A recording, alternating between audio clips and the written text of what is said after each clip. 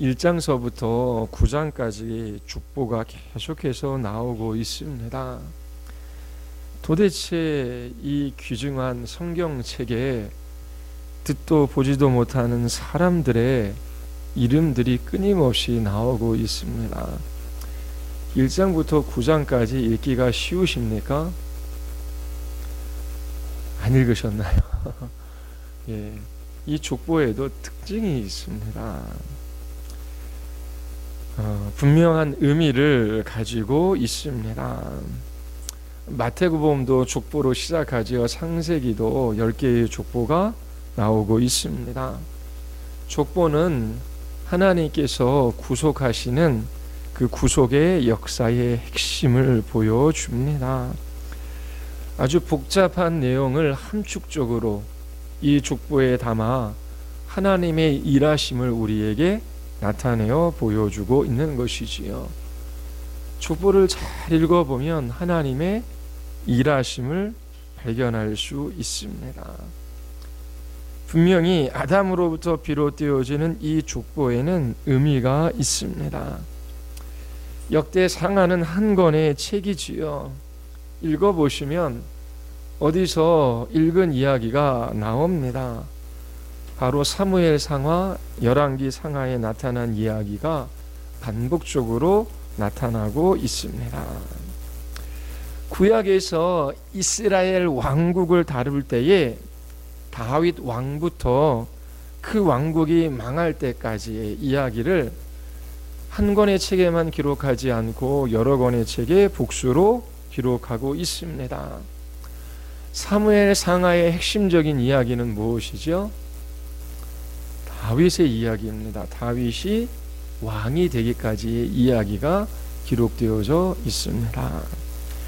열왕기 상하는 다윗의 이야기도 있지만 솔로몬과 남북 이스라엘의 왕의 이야기가 주로 나옵니다. 역대상하도 다윗 왕국의 이야기를 반복하고 있습니다. 사무엘 상하에도 나오고 열왕기 상하에도 나오고 역대기 상하에도 비슷한 이야기가 나오는데 이처럼 비슷한 이야기를 반복적으로 쓰는 이유가 무엇이겠습니까? 사복음서도 보면은 사복음서에 다 들어있는 이야기들이 있어요. 한 권에만 있으면 될 텐데 왜 여러 권에 비슷한 이야기, 때로 동일한 이야기가 기록되어져 있을까요? 관점이 다릅니다. 우리가 이번 주하고 다음 주에 살펴볼 역대기에서는 북이스라엘의 왕들의 이야기가 나오지 않습니다. 남쪽 유다만 다루고 있지요. 유대 왕들에 관한 이야기만 나오고 있습니다. 북쪽 왕은 여로보암을 따라 우상 숭배를 했어요. 아시리아의 멸망을 당했지요. 그런데 남왕국 유다는 150년이나 더 왕국이 이어져 갈 수 있었습니다. 그 이유가 무엇이었습니까? 간혹 하나님을 경외하며 그 말씀에 순종하는 왕들이 나타났기 때문이지요. 이 역대기에는 남유대의 이야기가 기록되어져 있고 그 왕들의 이야기가 나오는데 부정적인 이야기는 거의 안 나옵니다. 긍정적인 이야기만 다룹니다. 이 남유대의 왕들의 특별히 다윗과 솔로몬의 긍정적인 이야기를 다루는 이유가 있어요. 왜냐하면 그들이 하나님 앞에 어떻게 온전히 순종하며 믿음으로 살아갔는지를 기록함으로 바벨론 포로기에서 귀환한 백성들에게 다윗 왕국의 재건에 대한 소망을 갖게 하려고 하는 데에 목적이 있습니다. 역대기는 사무엘서보다 뒤에 쓰여졌지요. 그래서 역대기 저자는 사무엘 상하를 참고로 하고 있습니다.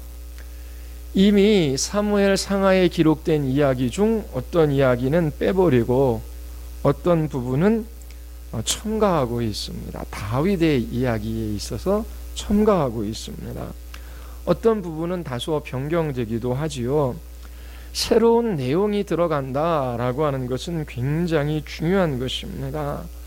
이렇게 사무엘 상하에는 없지만, 그리고 사무엘 상하에 나오지만 변경해서 때로는 없는 이야기를 하는 것은 강조점이 있기 때문이지요. 다윗이 왕이 된 긴 이야기는 이 역대 상하에는 없습니다. 다윗이 쫓겨난 이야기도 없고요. 역대기 기자가 다윗에 관하여 주로 기록한 이야기는 성전을 건축하기 위하여 무엇을 준비했는가, 거기에 관심이 있고 그 이야기를 많이 기록하고 있습니다. 우리 안에 밧세바를 간음한 사건, 그리고 다윗 집안의 그 힘들고 어려운 이야기들은 다 빠져 있습니다. 다윗이 하나님께 순종하고 믿음으로 살았던 이야기만 기록하고 있습니다. 물론 인구조사한 이야기가 나와요. 그런데 그 이야기 또한 회개함으로 이렇게 하나님께서 허락하신 장소에서 번제와 화목제를 드림으로 하나님께서 그 죄를 용서해 주시지요. 이처럼 다윗이 하나님 앞에 잘한 이야기만 역대기에는 기록되어져 있습니다. 다윗과 솔로몬의 이야기가 주를 이루는데, 이 다윗과 솔로몬 그리고 하나님 앞에 순종했던 유대 왕들의 이야기를 통해서 이스라엘 백성들에게 하나님께서 기대하시는 것이 무엇인지를 이 역대기 상하 저자는 보여주고 싶었던 것입니다. 같은 이야기를 다른 방식으로 그렇게 이야기하는 데는 분명한 이야기가 있지요. 열왕기 상하와 역대기 상하는 배경이 다릅니다. 상황이 다르기 때문에 그 주제도 다릅니다. 열왕기 상하는 바벨론 포로로 잡혀간 사람들을 대상으로 기록하고 있지요. 우리는 하나님의 백성이며 하나님께서 우리의 왕이신데 왜 우리는 이렇게 바벨론의 포로로 끌려와서 비참한 삶을 살아야 하는가? 왜 우리나라는 패망하게 되었는가에 초점이 맞추어져 있습니다. 그래서 그 열왕기 상하에는 주로 솔로몬의 지적과 함께 그의 죄를 지적하고 있습니다.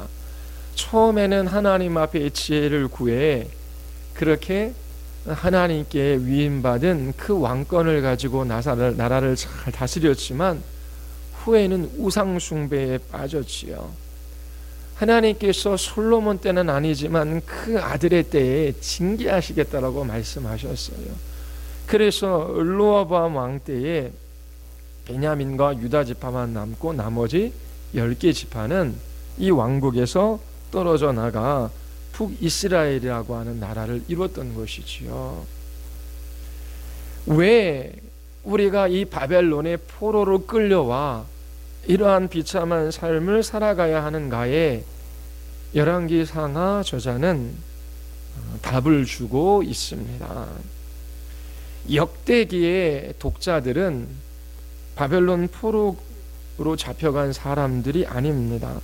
우리 역대하 36장을 한번 보십시오.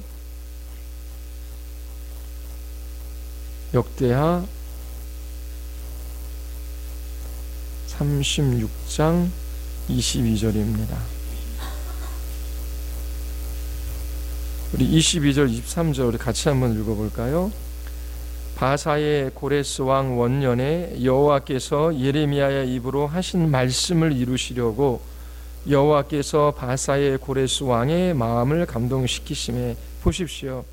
하나님께서 예레미야 선지자에게 하신 말씀을 이루시려고 고레스 왕의 마음을 감동시키셨어요. 하나님께서 이스라엘에게 약속하신 것을 이루시기 위하여 왕의 마음까지도 하나님께서 움직이시는 분이시지요. 계속해서 읽겠습니다. 그가 온 나라에 공포도 하고 조서도 내려 이르되 바레스 왕 고레스가 이같이 말하노니 하늘의 신 여호와께서 세상 만국을 내게 주셨고 명령하여 유다 예루살렘 성전을 건축하라 하셨나니 너희 중에 그의 백성된 자는 다 올라갈지어다. 너희 하나님 여호와께서 함께 하시기를 원하노라 하였더라 라고 하는 것은 과거에 일어난 사건이지요. 하나님께서 고레스 왕의 마음을 감동시키셔서 포로로 끌려왔던 이들이 이제 그들의 고향 땅으로 돌아가게 된 것입니다. 그 목적이 뭐예요? 예루살렘 성전을 재건하는 것입니다. 그래서 이 역대기 상하는 예루살렘 성전을 재건하기 위하여 포로로 끌려갔던 사람들이 다시 이스라엘 땅으로 왔을 때 그들에게 이 역대기 상하가 주어진 것입니다. 바벨론 포로기가 끝나고 성전을 재건하라고 그렇게 고레스 왕이 칙서를 내렸습니다. 예루살렘에 귀환한 이 이스라엘 공동체에 이 역대기 상하가 쓰여진 것이지요. 그들에게는 문제가 있었어요. 이제 포로기에서 이제 해방되어 고향 땅으로 돌아오게 되었어요. 그리고 이 이스라엘 백성들의 가장 큰 소원은 하나님을 예배하는 거예요. 그래서 하나님을 예배할 성전을 지은 것이지요. 그런데 성전을 짓는 과정도 쉽지 않았지만 짓고 나서도 그들의 삶이 순탄치는 않았습니다. 분명히 하나님께서 우리를 이 포로된 땅에서 돌아오게 하시면 다윗 왕국을 회복시켜 주실 것이고 이 성전에서 드리는 예배 가운데 하나님의 거룩한 임재가 나타날 것이라고 그렇게 낙관했지요. 그런데 그 낙관하던 생각들이 무너져 내리기 시작했습니다. 이스라엘 사람들의 삶은 지리멸렬했습니다. 그리고 아직 주위에 페르시아는 강대국으로 남아 있었습니다. 다윗 왕국은 재건되지 않은 것이지요. 아직 페르시아 제국이 버티고 있으니까 이 이스라엘 백성들은 언제 다시금 포로로 끌려갈지 그렇게 염려하고 낙심과 좌절 가운데 살아갔던 것입니다. 그러한 사람들에게 이 역대기 상하가 주어진 것이지요. 돌아와서 성전을 지은 다음에 큰 꿈을 가지고 있었지만 낭망하는 그들에게 희망이 있다라고 하는 것을 말하고 있습니다. 그래서 부정적인 이야기를 안 해요. 하나님께서 다윗에게 약속하신 것을 이루실 것이라고 하는 것이지요. 다윗의 왕국은 재건되어질 것이고 하나님의 임재가 있는 거룩한 예배는 드려지게 될 것입니다. 다윗과 솔로몬의 이야기를 중심으로 해서 돌아온 이스라엘 백성들이 하나님 앞에 어떻게 살아가야 할 것인가, 또 그렇게 살아갈 때 하나님께서 약속해 주시는 밝은 미래는 무엇인가 라고 하는 희망적인 메시지를 이 역대기 상하는 기록하고 있습니다. 다윗도 잘한 것도 있고 잘못한 것도 있지만 하나님 앞에 살았을 때에 하나님께서 다윗과 그 아들 솔로몬에게 놀라운 복을 허락하여 주셨습니다.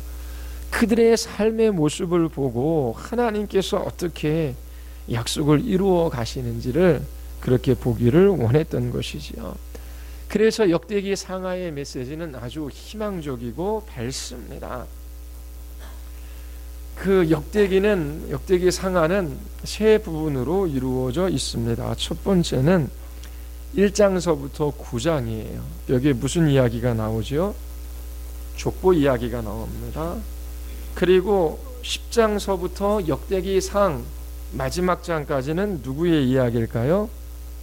다윗 왕의 이야기가 나오고 있습니다. 그리고 역대하 9장까지는 누구의 이야기일까요?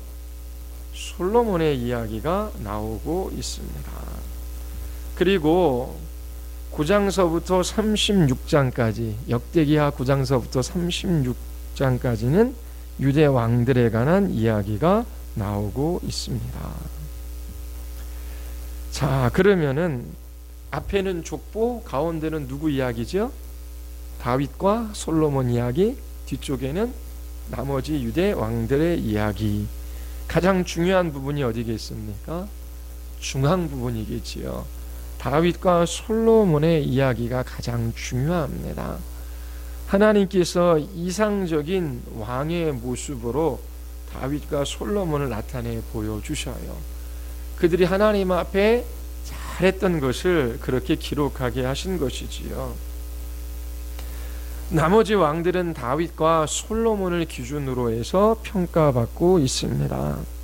자, 이제 포로기에서, 페르시아에서 포로된 상태에 머물다가 돌아온 이스라엘 백성들이 살아갈 길은 어떤 길입니까? 다윗과 솔로몬이 행했던 길이에요. 다윗이 행했던 일들 중에 역대기 상에서 주로 기록한 이야기가 무엇이요? 성전을 건축하기 위하여 준비한 이야기고, 솔로몬은 건축한 이야기가 나옵니다. 이게 뭘까요? 하나님을 예배하는 것. 돌아온 이스라엘 백성들이 하나님께 바르게 예배 드릴 때에 그들에게 회복이 있을 것이다 라고 하는 메시지를 하나님께서 주고 계시는 것입니다. 하나님의 말씀이 있는 자리로 나아가고 하나님을 찬양하고 예배하는 자리에 서는 것은 너무나 중요합니다. 바르게 하나님을 예배할 때 하나님께서 가장 기뻐하셔요.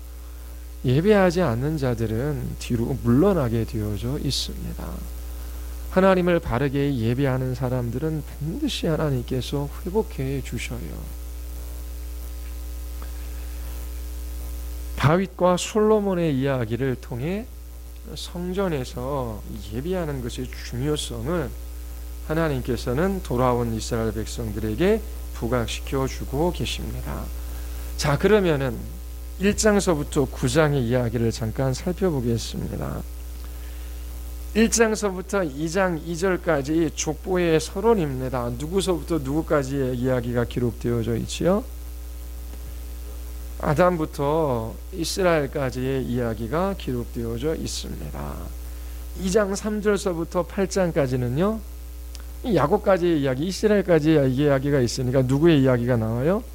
이스라엘 12지파의 이야기가 나오지요. 그리고 9장에는 누구의 족보입니까? 바벨론 포로기에 귀환한 사람들의 이야기가 나오고 있어요. 이제는 이스라엘의 역사를 이어갈 사람들이 바로 이 사람들이다 라고 이야기하고 있는 것이지요. 이스라엘 민족이 단절된 것이 아니라 포로기에서 돌아온 이 9장에 나와 있는 이스라엘 백성들을 통하여 하나님께서 아브라함에게 약속하셨던 것들을 이어가실 것입니다. 자, 이런 족보를 기술하는 이유가 무엇인가 살펴보아야겠지요. 포로에서 귀환한 사람들은 소수입니다. 페르시아 제국의 입장에서 보면은 아주 보잘것없는 작은 무리들이지요. 포로 생활 중 자기 민족의 종교를 위해 모인 사람들입니다. 이 사람들이 도대체 누구인지 이 족보에서 말해주고 있습니다. 이 사람들로 말할 것 같으면 아담으로부터 하나님의 구원 계획에 있는 사람들입니다. 그 구원의 계획은 변함없이 역사 가운데 계속 이루어져 왔습니다. 이스라엘의 구원 이야기라면 이스라엘 민족의 그 조상의 이야기부터 해야겠죠. 그러면 아담이 아니라 아브라함부터 시작하는 것이 맞지 않습니까? 그런데 아담으로부터 시작하는 이유가 무엇이겠습니까? 그것은 하나님의 구속의 목적은 단지 이스라엘 민족만 구원하는 것이 아니라 하나님께서 아브라함의 후손을 통하여 천하 모든 민족이 복을 받을 것이다 라고 하는 것을 가리키고 있는 것입니다. 하나님의 구속의 목적은 아브라함을 시조로 하는 이 이스라엘 민족에 국한된 것이 아니라 아담으로부터 시작되는 인류 구원에 대한 하나님의 계획의 역사 가운데 이루어져 가고 있었다라고 하는 것을 알려주는 것이지요. 그래서 아담으로부터 이들이 비롯되어졌다라고 하는 이 족보를 기록하고 있는 것입니다. 이스라엘의 족보만 이야기하면 출애굽기서부터 시작해도 되는 것이지요. 그러나 아브라함과 그 윗 아담까지 갑니다. 하나님의 구원을 보여주기 위하여 하나님께서 어떻게 인류의 역사를 구원해 가시는지 그거를 보여주기 위하여 긴 족보를 기록하고 있습니다. 자, 1장은 창세기의 요약이에요. 우리는 하나님이 선택한 민족이라고 하는 것을 이 족보에 나타내고 있는 것이지요. 이스라엘은 모든 민족 가운데 중심에 있습니다. 하나님께서 인류를 구속하기 위하여 아담 이후로부터 그 역사를 이어가시는데 그 구속 역사를 관통할 때 가장 중요한 민족, 가장 핵심적인 민족은 이스라엘 민족이에요. 하나님께서 아브라함을 택하시고 그의 후손에게 오실 메시아의 구원의 씨를 보존하신 것입니다. 이스라엘을 중심에 하나님께서 놓고 있지만 하나님의 구원 계획은 단지 이스라엘뿐만 아니라 모든 민족을 포함하고 있다라고 하는 것을 알려주기 위하여 아담으로부터 시작되는 이 족보를 기록하고 있는 것입니다. 하나님의 구속 역사 가운데 이스라엘은 모든 민족을 구원하기 위한 중앙에 있습니다. 그리고 모든 족속까지 하나님의 구속의 범위에 포함되어져 있다라고 하는 것을 이런 식의 족보를 통해서 하나님께서 보여주고 있는 것입니다. 2장 3절서부터는 누구의 이야기라고요? 이스라엘 자녀들의 이야기지요. 우리 역대상 2장 3절 한번 보십시오. 역대상 2장 3절 우리 같이 한번 우리 읽겠습니다. 2장 3절입니다. 우리 다 같이 시작. 유다의 아들은 에로와 오난과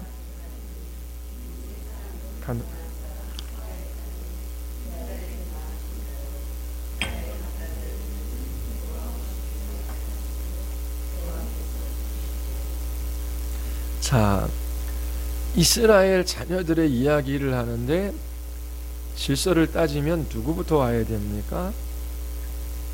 큰아들부터 와야 되는 것이지요. 그런데 누구 이야기를 먼저 시작하고 있습니까? 유다는 네 번째 아들이지요. 이 유다 지파에 대한 이야기가 나오고 있어요. 4장 23절까지 유다 지파의 이야기가 길게 나오고 있습니다.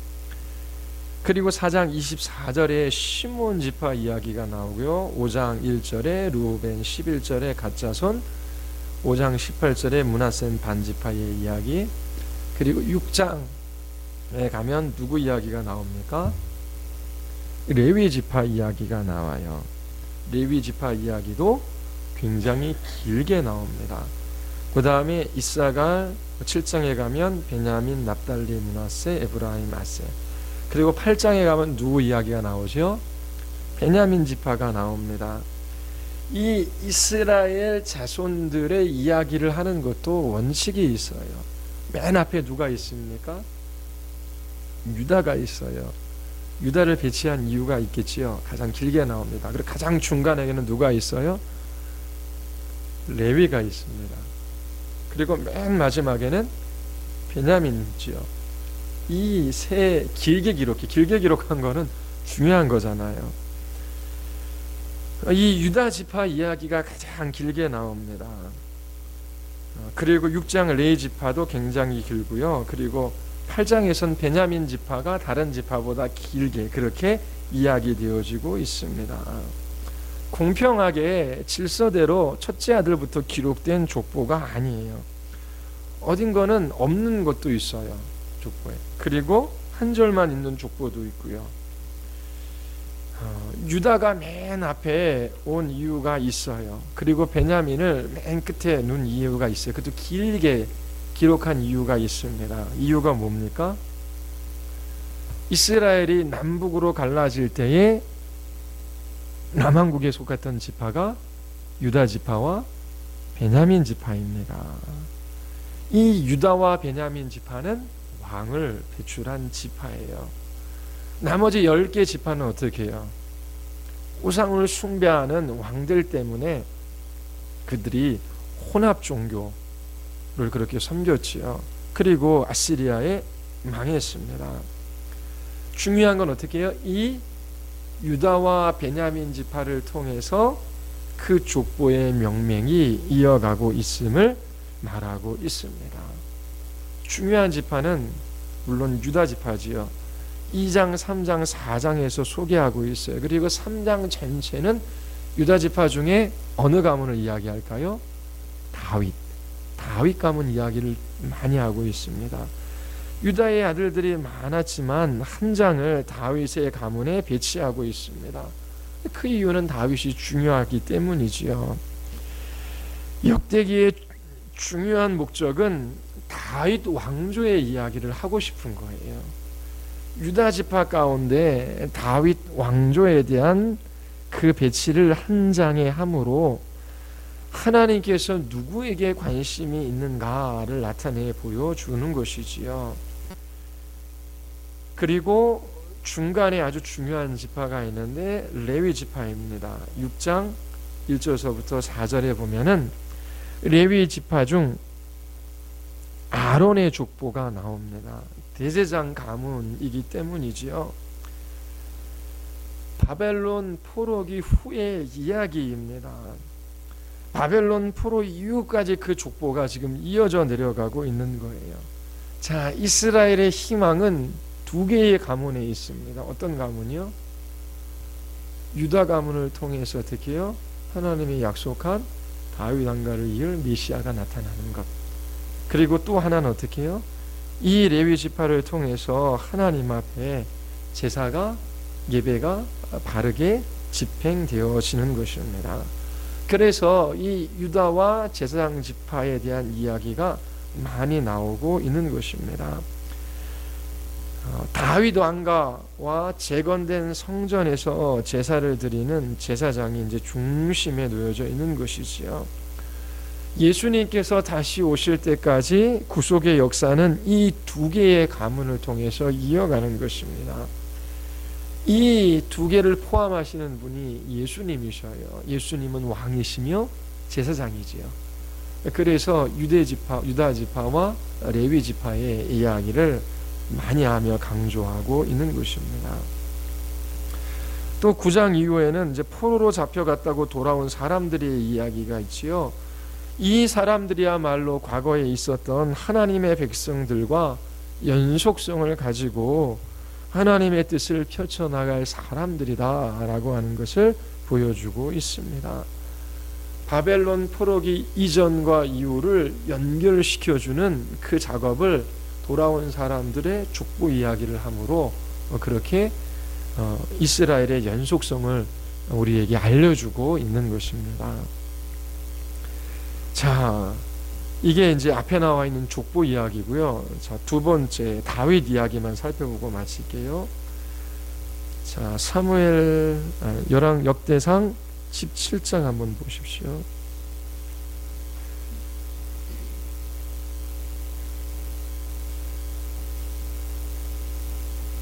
역대상 17장 10절인데요.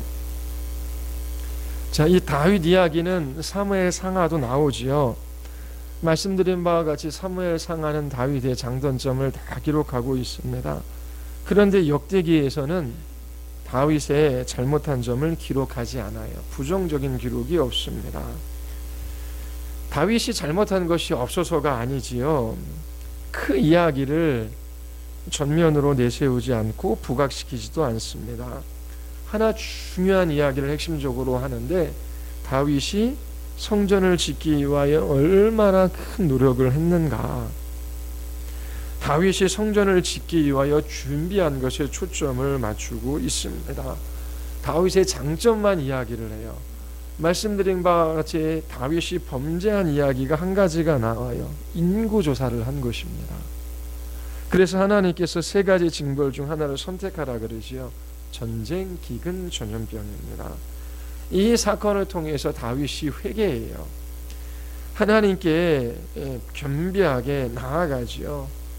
하나님께 용서를 구할 때에 이 다윗의 죄를 하나님께서 용서해 주십니다. 그런데 용서받을 수 있는 어떤 한 자리를 지정해 줘요. 바로 그 자리에서 번제와 화목제를 지냈는데 그 자리가 솔로몬의 성전이 되는 자리입니다. 자, 17장 우리 10절서부터 14절까지 제가 한 절 읽고 여러분들이 읽고 교독하겠습니다. 전에 내가 사사에게 명령하여 내 백성 이스라엘을 다스린 때와 같이 아니하게 하고 또 내 모든 대적으로 내게 복종하게 하리라. 또 내게 이르노니 여호와가 너를 위하여 한 왕조를 세울지라.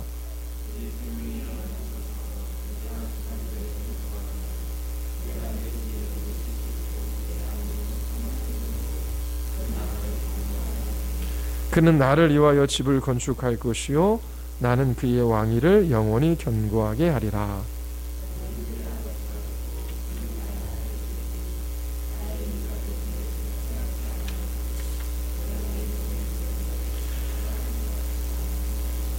내가 영원히 그를 내 집과 내 나라에 세우리니 그의 왕위가 영원히 견고하리라 하셨다 하라.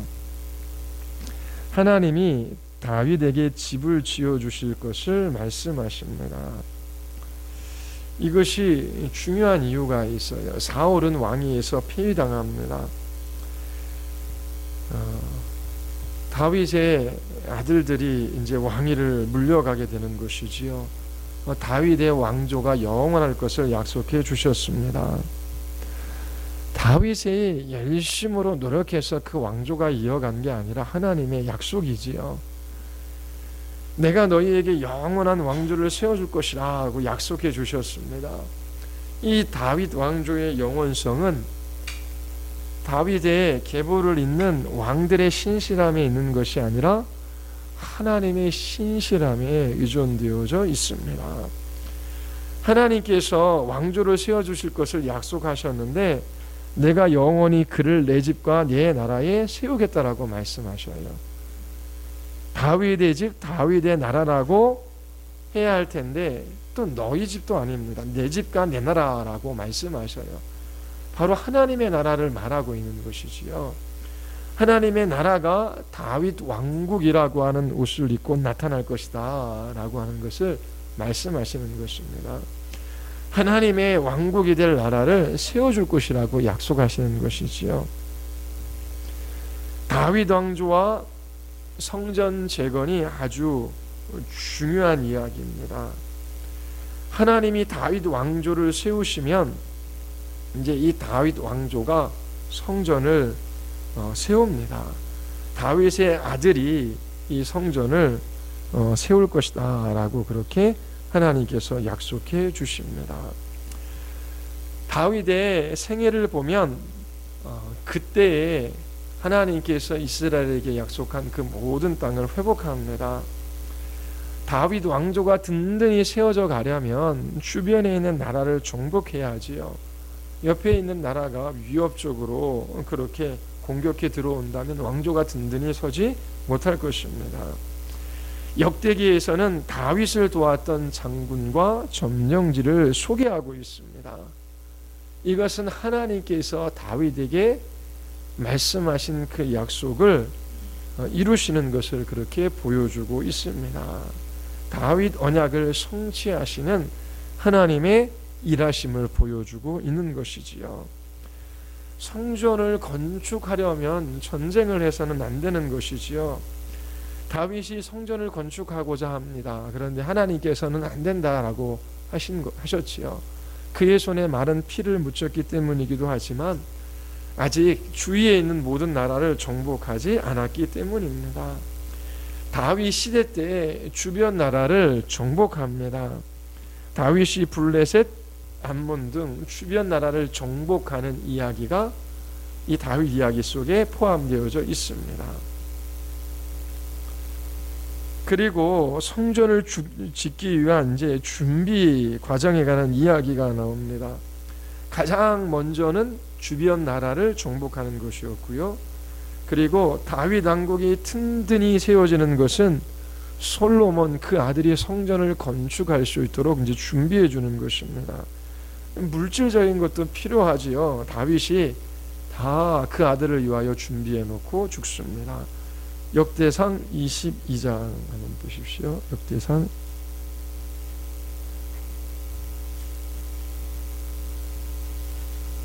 22장 1절부터 우리 5절까지입니다. 우리 교독하겠습니다. 다윗이 이르되 이는 여호와 하나님의 성전이요 이는 이스라엘의 번제단이라 하였더라.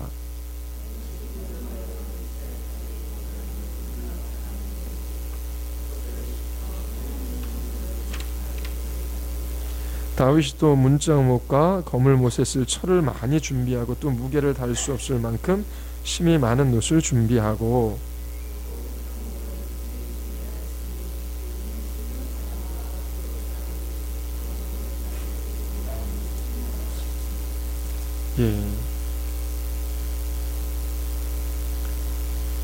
우리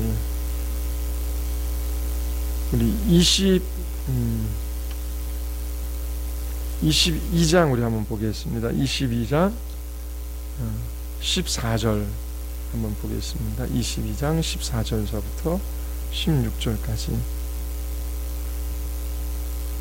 우리 같이 함께 읽겠습니다. 내가 환난 중에 여호와의 성전을 위하여 급 10만 달란트와 은 100만 달란트와 놋과 철을 그 무게를 달 수 없을 만큼 심히 많이 준비하였고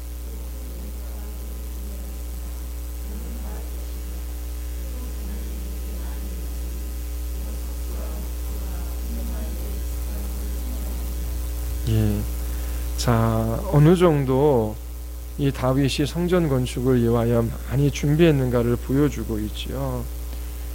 몇십 조에 다다르는 엄청난 금을 준비해 줍니다. 그리고 28장, 29장에서 건축 준비 이야기가 나옵니다.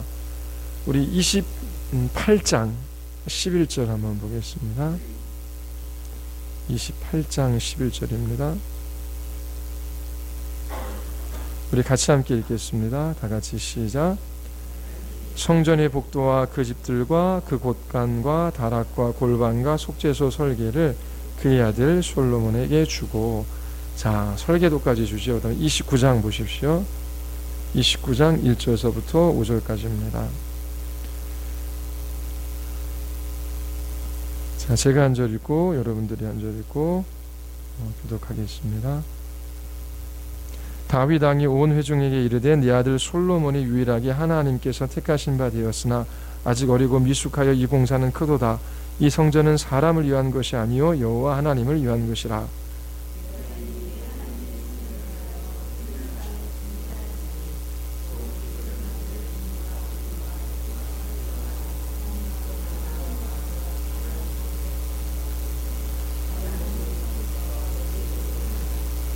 성전을 위하여 준비한 이 모든 고에도 내 마음이 내 하나님의 성전을 사모함으로 내가 사유한 금은으로 내 하나님의 성전을 위하여 드렸노니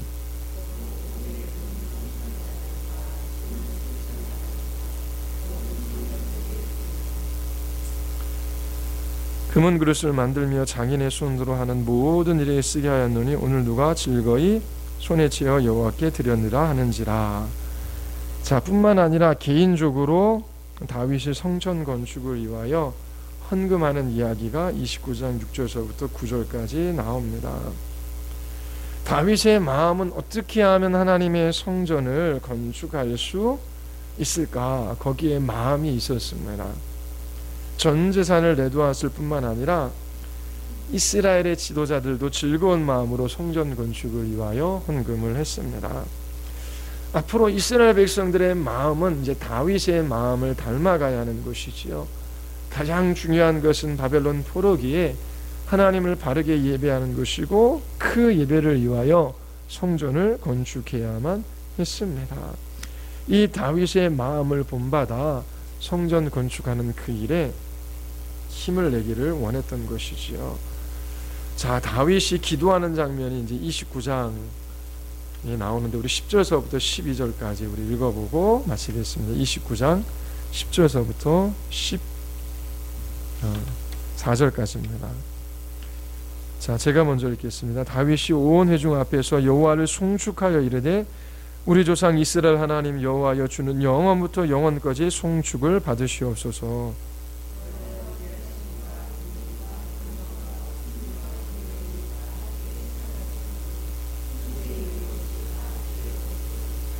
여호와여 주께도 부하기가 주께로 말미암고 또 주는 만민의 주제가 되사 손에 권세와 능력이 있사오니 모든 사람을 크게 하심과 강하게 하심이 주의 손에 있나이다.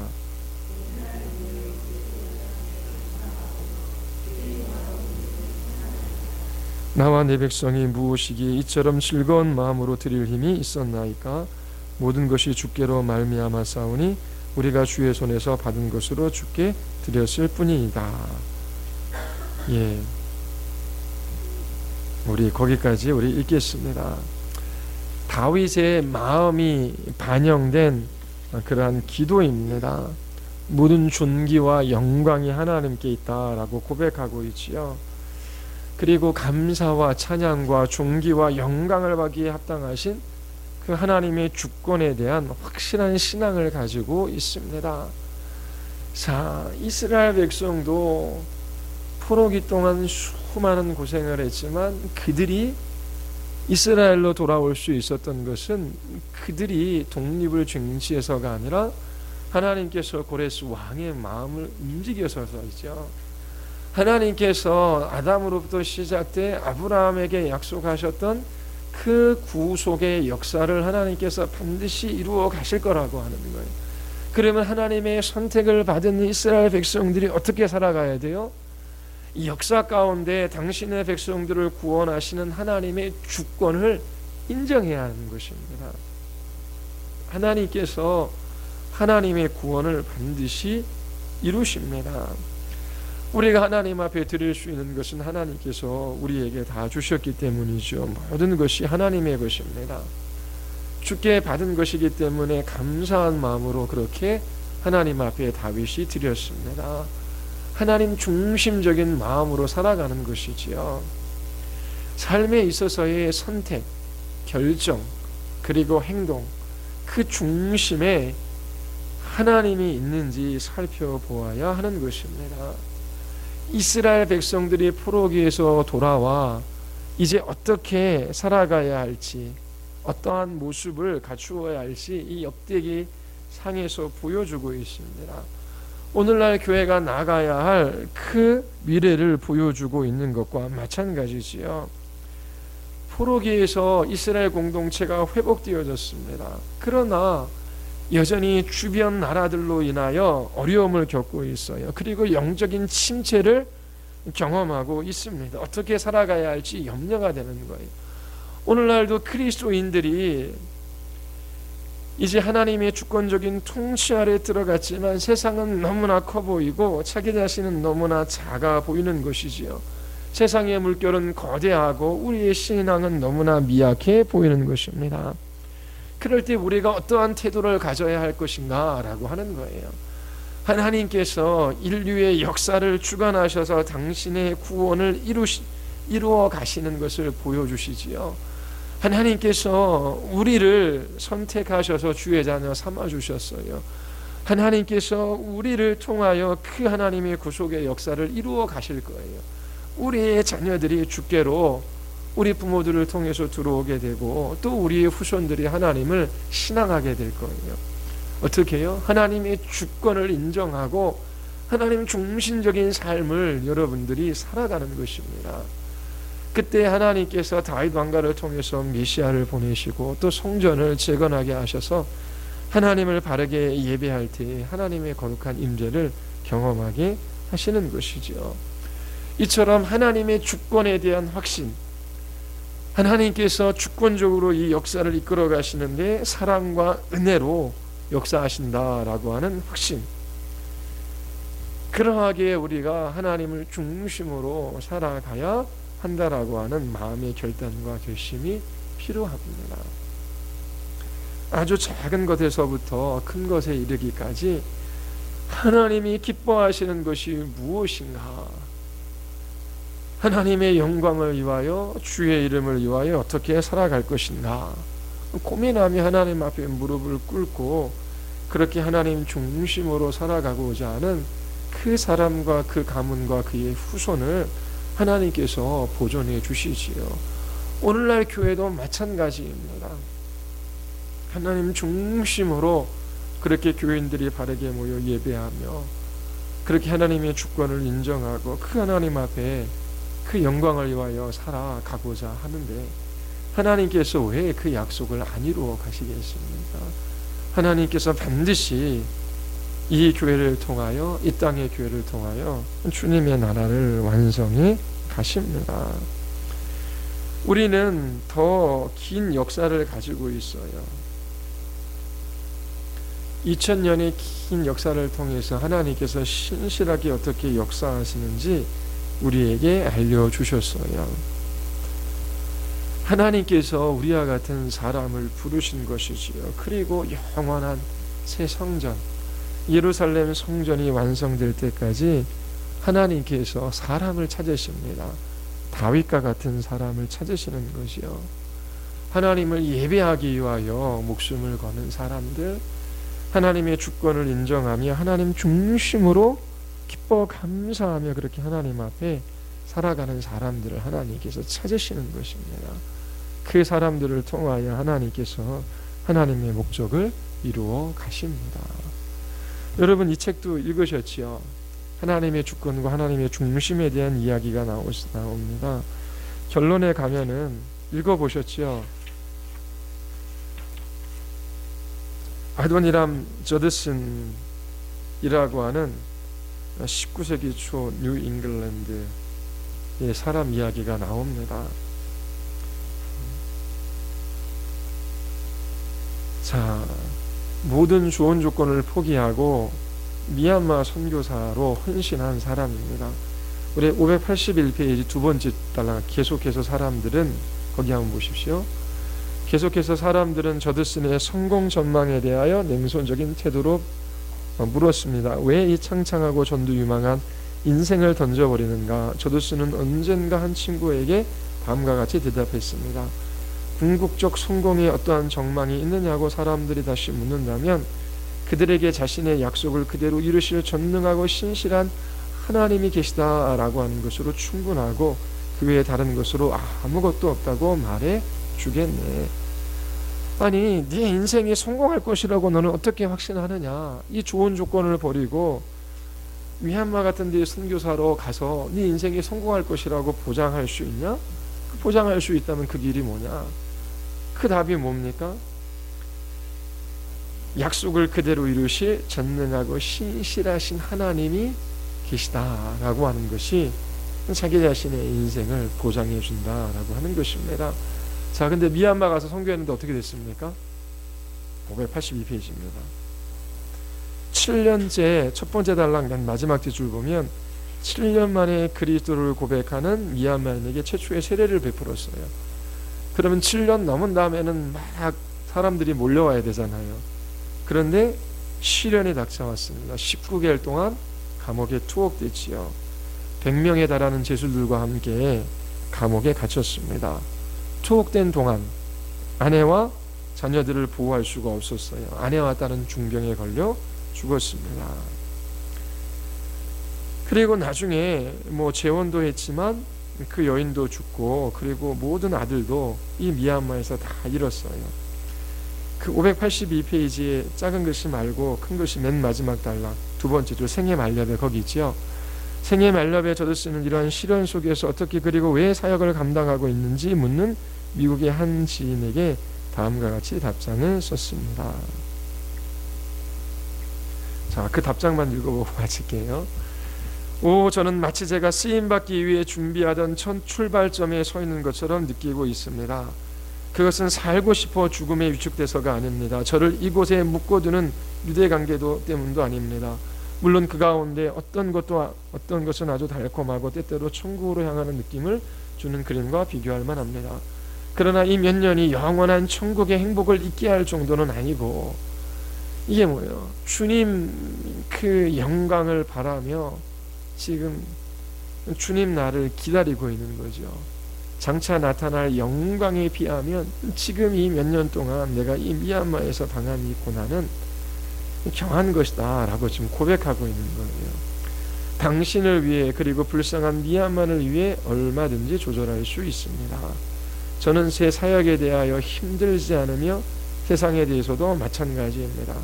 그러나 그리스도가 저를 집으로 부르실 때 그분의 학교에서 귀가하는 소년의 기쁨을 갖고 가겠습니다.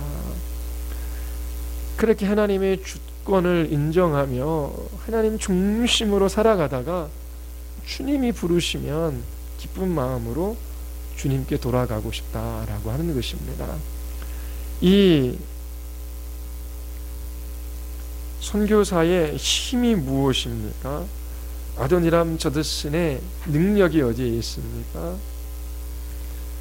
자신의 약속을 그대로 이루실 전능하고 신실하신 하나님이 계시다라고 하는 것입니다. 때로 하나님의 주권적인 뜻을 다 이해할 수는 없지만 그 아들을 십자가에 내어주신 예수 그리스도를 바라보면 다 알 수는 없지만 믿을 수 있어요. 하나님의 주권적인 뜻이 있는데 그 뜻은 우리의 유익을 위한 것이고 하나님의 영광을 위한 것이다. 그래서 주님 배울 나를 사모하며 그렇게 믿음으로 살았던 것입니다. 하나님께서 포로기에 있다가 돌아온 이스라엘 백성들에게 요구하시는 것도 하나님의 주권, 역사 가운데 신실하게 그 약속을 이루어 가신 하나님 한 분만 믿고 그렇게 하나님 바르게 예배하며 하나님 중심으로 살아가기를 하나님께서 원하시는 것이지요. 다 모릅니다. 눈에 보이는 당장의 열매로 그렇게 여러분들이 흔들리지 마시고 주님 배울 날을 사모하며 끝까지 하나님의 주권과 그 하나님 중심적인 그 하나님을 예배하는 그러한 삶을 여러분들이 살아갈 수 있게 되기를 바랍니다. 예, 우리 기도하시겠습니다. 우리 시간 기도하실 때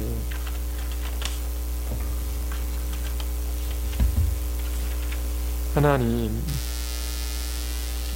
믿음으로 살았던 모든 선조들이 있습니다. 하나님, 그들이 하나님의 하나님 되심을 인정하고 주님의 나라를 소망하며 그렇게 그리스도 중심으로 살았던 것처럼 저희도 하나님 다 이해할 수는 없지만 십자가를 붙들고 믿음으로 이 길들을 걸어가게 하여 주시옵소서.